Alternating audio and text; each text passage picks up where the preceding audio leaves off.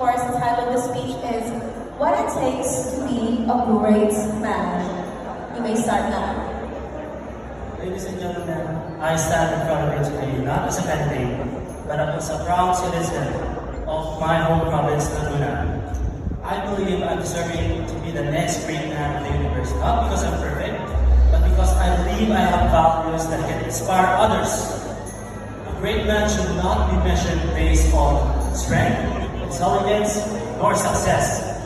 It should be based on how he treats others, how he faces challenges, and how he continues to grow despite facing difficulties in life. I strive to become a person who leads with purpose, discipline, and most importantly, respect. Someone who dreams big, works hard in achieving his goals, and also who motivates others in doing the same. Ladies and gentlemen, for me, greatness isn't about being about everybody else.